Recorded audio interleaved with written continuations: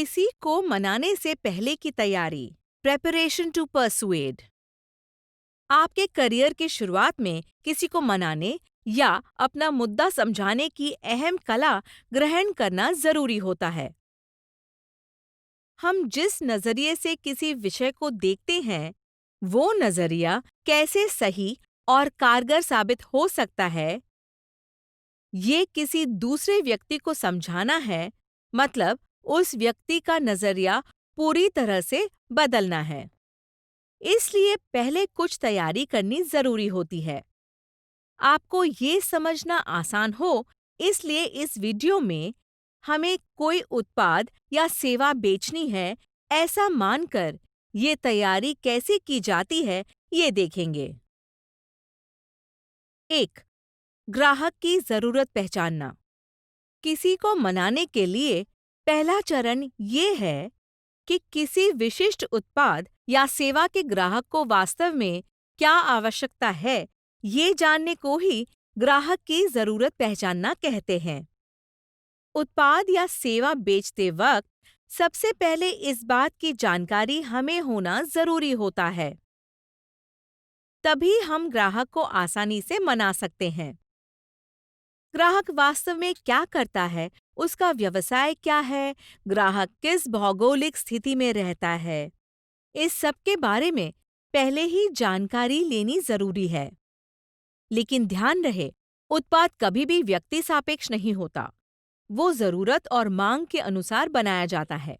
इसलिए उत्पाद का कौन सा पहलू ग्राहक के लिए फायदेमंद साबित हो सकता है, इस समय ग्राहक के सामने कौन सी समस्या है, इसके बारे में पूरा आकलन करने के बाद ही ग्राहक को अपना मुद्दा समझाएं। अगर ग्राहक से जुड़े उन मुद्दों का सही आकलन किया, तो उसे मनाना मुश्किल नहीं रहता। अर्थात, इस उत्पाद या सेवा से मुझे किस तरह से फायदा हो रहा है, ये जानने के बाद ग्राहक जरूर इसे खरीदने के लिए राजी हो जाता है। 2. विवाद प्रतिवाद और सबूत। ग्राहक को मनाने के लिए उसके साथ संवाद करना जरूरी होता है।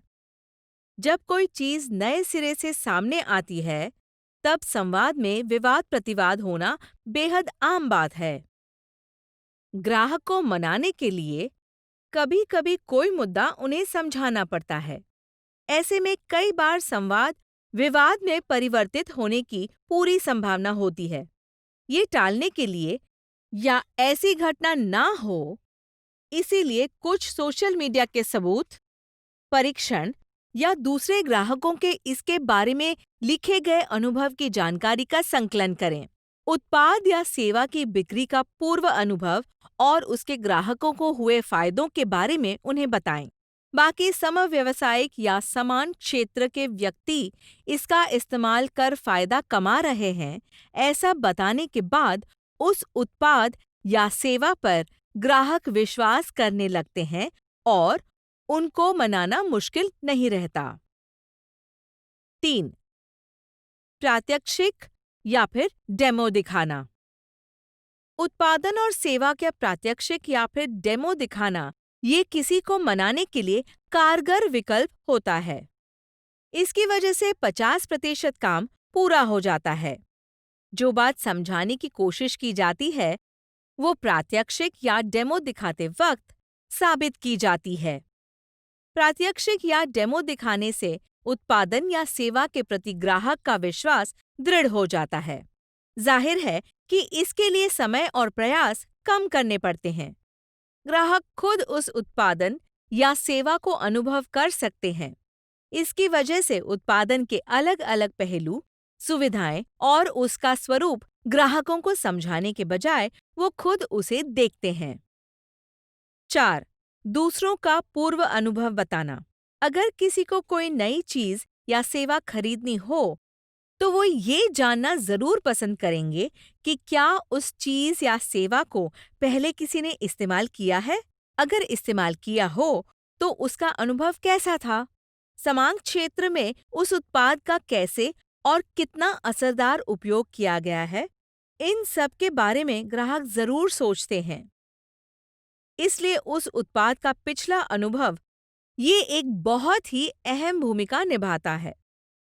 इसी से ग्राहकों की संख्या, समाज में उत्पाद या कंपनी की प्रतिष्ठा बढ़ती है। ये पूर्व अनुभव वेबसाइट, ब्लॉग और सोशल मीडिया इत्यादि पर दिखाया जा सकता है।